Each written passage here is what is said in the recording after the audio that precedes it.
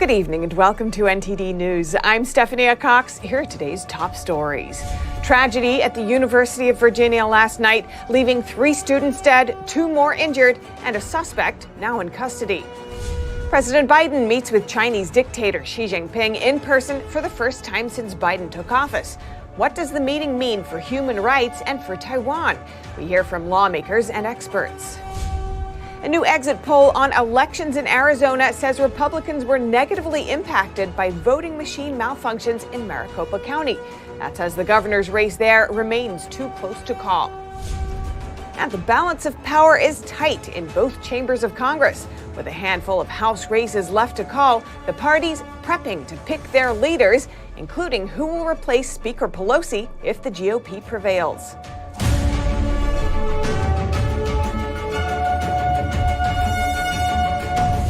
A University of Virginia student is in custody for a deadly shooting Sunday night that killed 3 students and left 2 others wounded. Local police arrested the suspect this morning, about 75 miles from campus. This is an unimaginably sad day for our community. The entire university community is grieving this morning. My heart is broken for the victims and their families and for all those who knew and loved them, and they are all in my prayers.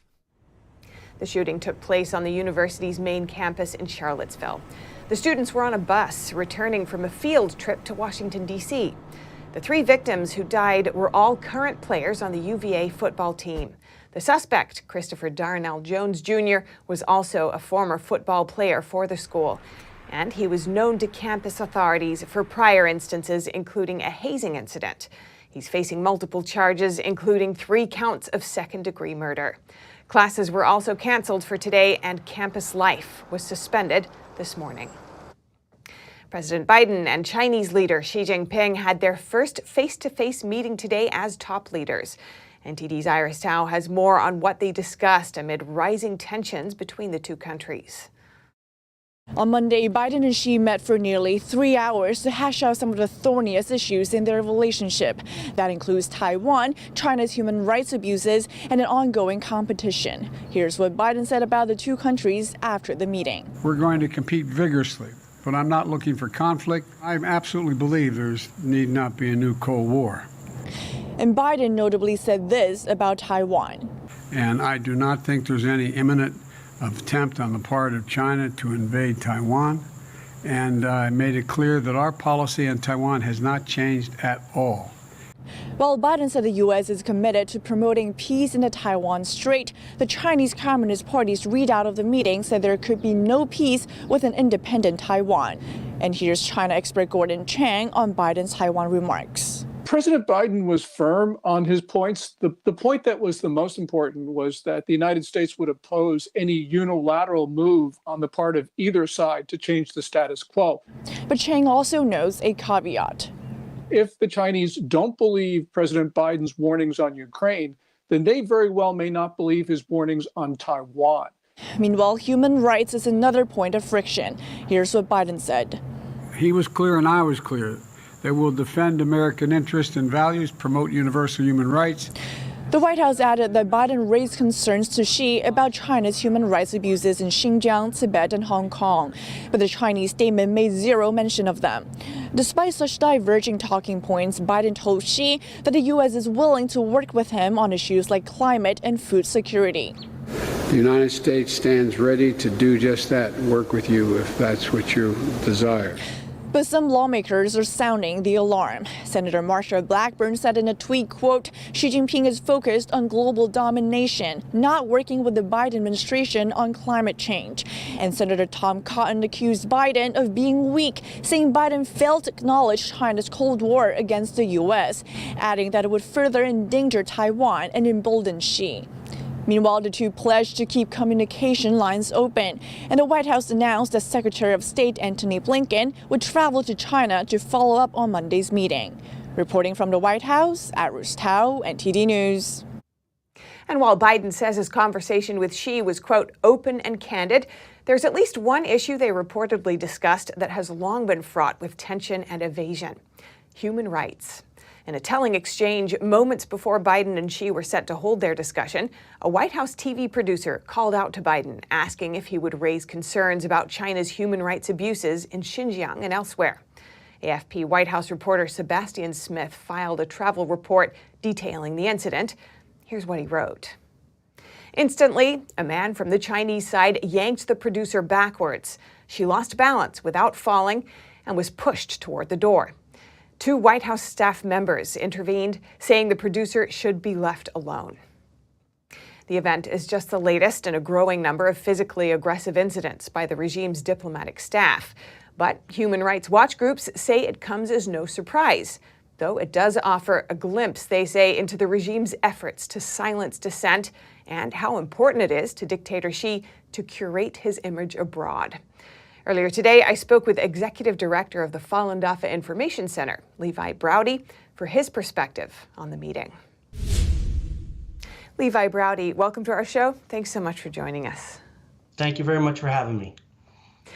Now, human rights was only lightly touched upon during President Biden and Xi Jinping's meeting. The official White House readout only makes one mention of it, saying Biden raised concerns about PRC practices in Xinjiang, Tibet, and Hong Kong, and human rights more broadly. What do you make of this?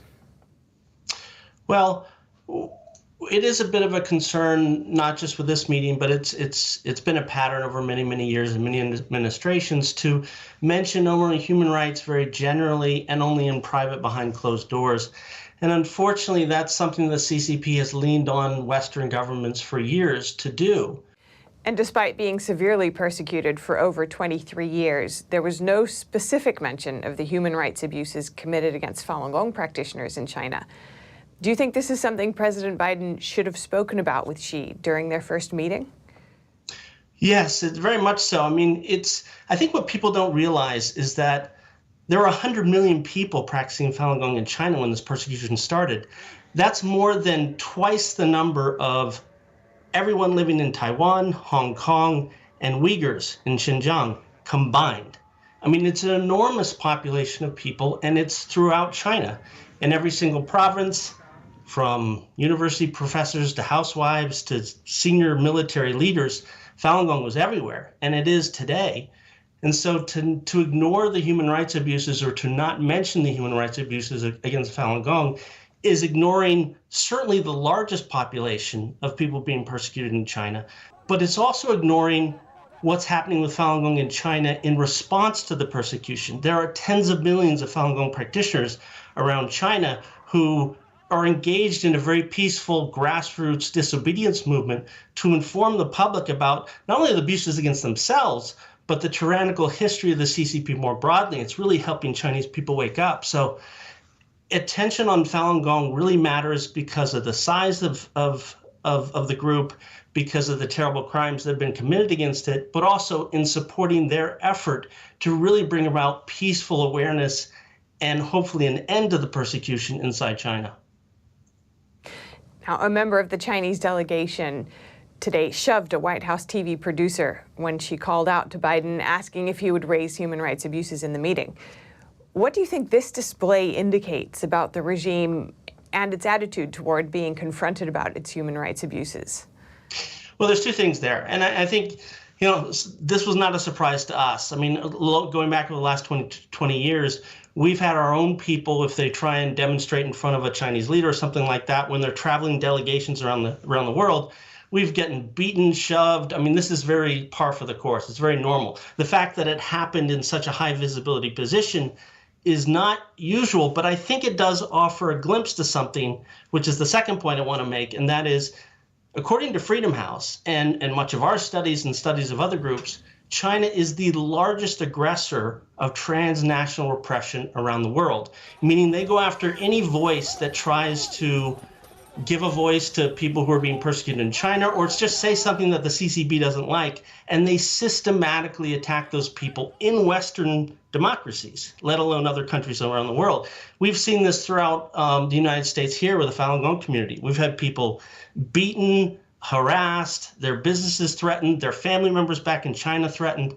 So this is, I mean, it was interesting because it was just a tiny little incident, but it really, it did show you a very small glimpse of of what the CCP is engaged in worldwide to silence dissident voices, to silence journalists, to silence anybody who is going to shine a light on the human rights abuses in China. So I think it's very telling, and people should pay attention to this and kind of explore that behavior and what they're really doing around the world.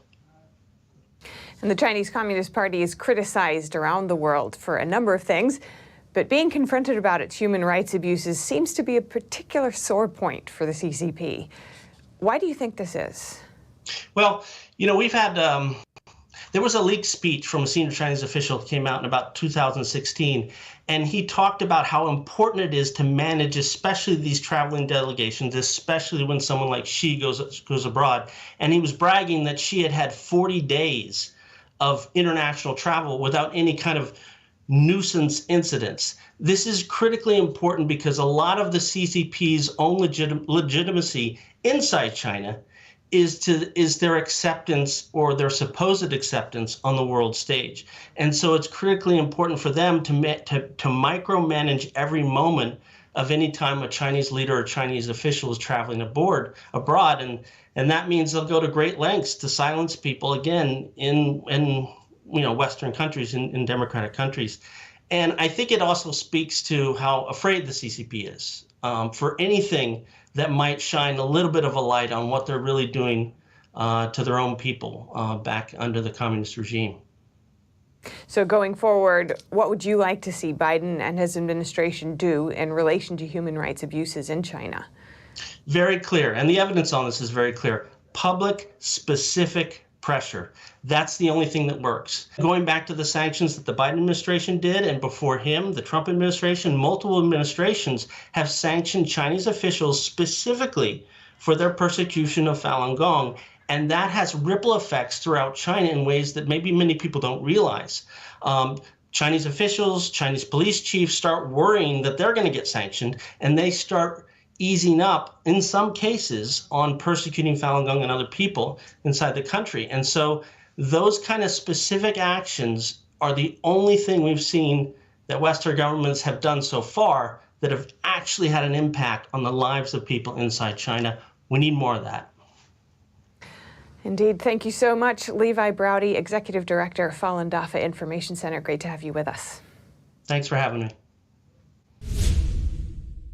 And turning now to the midterms, the balance of power now decided in the Senate, narrowly in Democrats' favor. And a narrow majority will mark the House, too. Navigating Congress with a slim majority puts even more weight on the role of leadership. But for both parties, picking a leader is proving challenging. NTD's Melina Weisskopf reports. Lawmakers are back in D.C., and now's the time to pick party leadership for the new Congress. Republicans moving quicker than Democrats, taking votes this week. Though some Senate Republicans want to delay. Senators including Marco Rubio, Ron Johnson, Lindsey Graham, and Ted Cruz want to wait to see the results in Georgia. Republicans won't hold the majority in the Senate, as the latest win in Nevada secured 50 seats for Democrats. 3 reasons that we defied all the expectations. First, we had great candidates.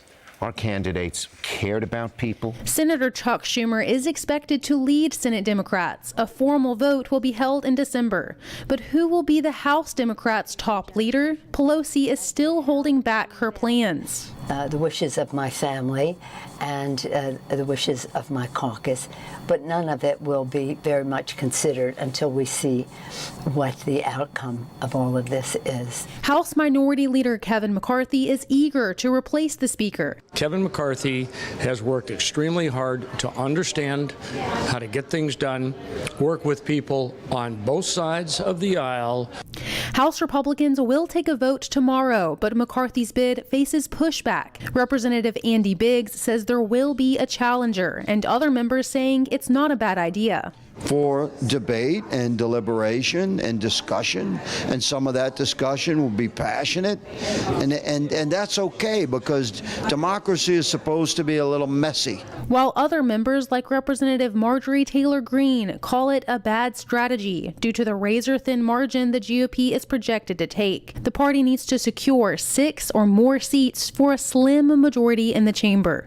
And congressional leadership will have a challenging time navigating these waters moving forward, because what we're looking at is a Republican-led House with a very slim margin of a majority, a Democrat-led Senate with also a very slim margin, and then, of course, a Democrat-controlled White House. So all of these parts of the government will have to work together to move forward with legislation for President Biden to sign into law. Reporting in Washington, D.C., Melina Weiskup, NTD News. And as we continue to wait for the final counts in Arizona's closely watched governor's race, Arizona's Republican Party announced a recent exit poll. It says a significant number of Republican voters were impacted by Election Day machine malfunctions. NTD's Arlene Richards has that story. Because I don't trust it going to box. The box may never make No way. Arizona's Maricopa County is no stranger to voter distrust. After the 2020 presidential election, voters filed lawsuits against the state's largest county, alleging the machines didn't count their votes. Also in 2020, the Republican Party of Arizona filed its own lawsuit, asking for an audit of the votes. Those cases were all dismissed. On Sunday, the Arizona Republican Party made new claims of voter unfairness. This time, they say it happened in the 2022 midterm elections. In a Twitter post, the party said voter suppression reared its ugly head in Arizona at the hands of Maricopa County. The party partnered with Big Data Poll to conduct an exit poll. The poll states that Republican voters in the state were negatively impacted by tabulator malfunctions. Looking at voter behavior, the poll states that voters who support Republican candidates were more likely to vote on Election Day, while the Democratic Party encouraged voting by mail. More than 58% of voters who identified as Republican reported issues while trying to cast a ballot. That's compared to a little over 15% of Democrats. And almost all of the voters who reported complications were from Maricopa County. The Gateway Pundit compiled video testimonies of several Maricopa County voters who experienced challenges on Election Day. And I was told that the tabulators were not working. People were standing in long lines. On November 8th, the AZ Mirror reported there were problems tabulating ballots at nearly a third of all vote centers in Maricopa. County officials explained that some ballots had been printed using incorrect settings and that the machines couldn't read the black lines on the sides of the ballot, so many votes couldn't be tallied. I tried it 13 times, every which way you could. The people were helping me, and it would not read. A poll worker explained one way votes could be counted. So when it's misread, you have an option to put it into what's called box 3, and it gets read, whether it goes downtown and gets read manually, or whether it gets refed into our tabulator. We don't want to adjudicate. Box 3 was located underneath the machine where voters attempted to cast their ballots. If it couldn't be read, the voter could place the untallied ballot in the box where it would stay until the polls closed. A bipartisan team at the Central Election Center would count the ballots later. County Supervisor Bill Gates, a Republican, assured voters the problems didn't indicate fraud. What happened yesterday should not be used to question the integrity of the election. Again, everyone who was checked in, who showed up with a valid ID, they had the opportunity to vote, and those votes are going to count. On Monday, the Post-Millennial reported that Bill Gates and the Maricopa County Recorder, Stephen Richer, also a Republican, started a political action committee in 2021 to stop MAGA Republicans. The PAC, called the Pro-Democracy Republicans, states on its website, "The Arizona election wasn't stolen. We Republicans simply had a presidential candidate who lost. It's time we Republicans accept and acknowledge that fact." Arlene Richards, NTD News, New York. And the House January 6th committee just got a green light to enforce one of its subpoenas on a close ally of former President Trump. The Supreme Court today allowed the committee to obtain the phone records of Kelly Ward, chairwoman of the Arizona Republican Party. The House panel said Ward tried to help Trump stave off defeat in the 2020 election, and they want to learn whom she communicated with. Ward had asked the court to hold back the subpoena. She argued that her First Amendment rights would be chilled if the committee were to obtain the phone records. The chairwoman also said that the Democrat-controlled committee was engaged in an evidentiary fishing expedition against political rivals. Justices Clarence Thomas and Samuel Alito dissented from the ruling. And in California's midterm election to decide who will govern the Golden State, results show incumbent Gavin Newsom is in the lead. But it's the state's closest gubernatorial race since 2010. NTD's David Lamb has the details. As of Monday, preliminary election results show Governor Gavin Newsom leading the gubernatorial race over State Senator Browde, 58.3% to 41.7%. California Globe reports that half of the votes are in. If the current percentages between Newsom and Dahle continue to sit at 58 to 41%, Newsom will have the lowest percentage for a Democratic candidate since 2010, and Dahle the highest for a Republican since the 2006 re-election of Arnold Schwarzenegger. This is the closest battle for the state's race for governor since over a decade. Back in 2010, former Governor Jerry Brown, a Democrat, defeated Republican challenger Meg Whitman 53.8% to 40.9%. In 2014, that range widened, with Brown re-elected over Treasury Department official Neil Kashkari 60% to 40%. And in 2018, Lieutenant Governor Gavin Newsom won a 61.9% to 38.1% race against businessman John Cox. Governor Newsom's recall election in 2021 resulted in 61.9% of voters choosing for him to stay in office. The 2022 midterm election ballots continue to be processed, with the election results to be certified by December 16th. TV host Jay Leno is suffering from serious burns from a gasoline fire. Reports say he was hospitalized on Sunday after a fire erupted in his garage in Los Angeles. Leno said in a statement to Variety, quote, "I got some serious burns from a gasoline fire. I am okay. Just need a week or two to get back on my feet." Due to his injuries, Leno had to cancel an appearance at a financial summit in Las Vegas on Sunday. The former host of NBC's The Tonight Show has long been an enthusiast of car culture. And coming up in football news, the Washington Commanders and the NFL face a lawsuit from D.C. Attorney General. NTD's Dave Martin speaks to a legal analyst about how it could play out. Stay tuned for more in just a moment here on NTD News.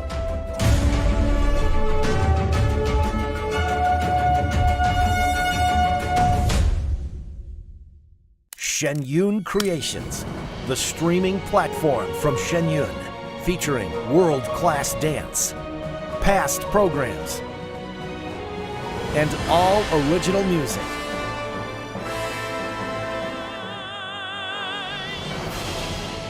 Masterclasses, behind the scenes, comedy, and more. Explore shenyuncreations.com.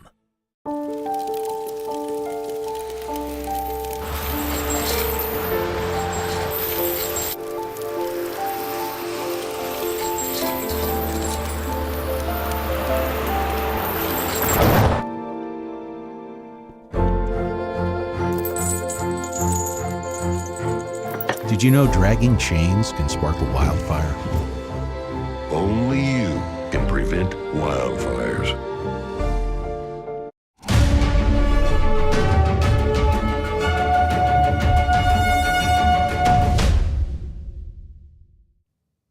Welcome back. And now, turning to sports news. Here's NTD's Dave Martin with today's top stories.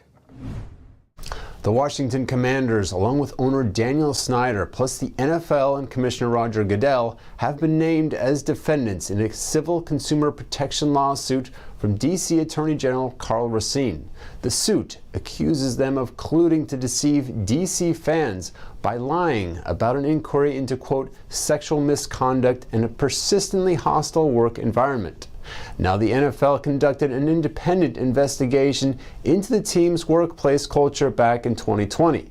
The result was the league fining the Commanders $10 million for having a, quote, toxic workplace culture, though the results of the investigation were never made public.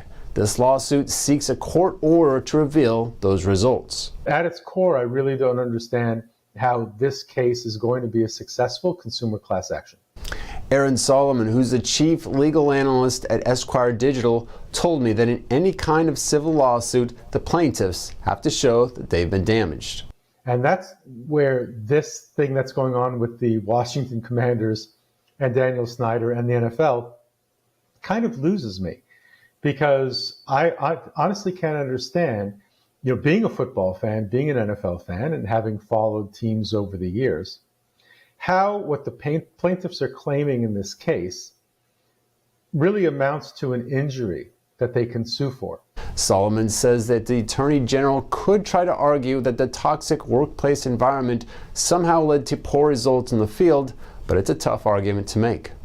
So it seems to me that even if what the plaintiffs are alleging here is true, that the ownership was horrible and the team was dysfunctional, I'm not really sure how the fans were damaged. I think from a legal perspective, this is going to be a real stretch. And moving on to tonight's sports schedule, 7 NBA games are on tap tonight, highlighted by a Celtics-Thunder matchup featuring 2 of the top 7 scorers in the league in Jason Tatum and Shai Gilgeous-Alexander. Meanwhile, in the NHL, a quadruple header this evening featuring the defending Stanley Cup champion Colorado Avalanche hosting the St. Louis Blues. And finally, for you NFL fans, the undefeated Philadelphia Eagles host the Washington Commanders on Monday Night Football. And that's it for sports. Back to you, Steph. Thanks, Dave. And that's all for today's news. Thanks for tuning in. I'm Stephanie Cox. Good night.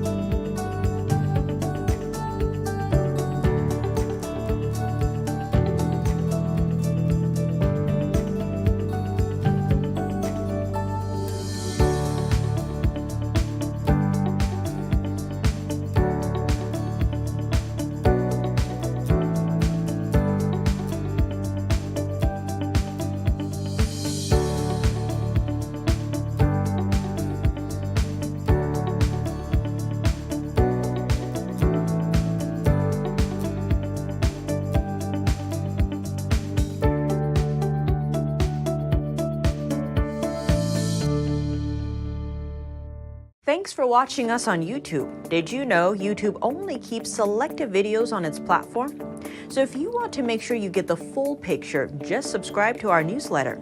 Go to newsletter.ntd.com and sign up. It's free.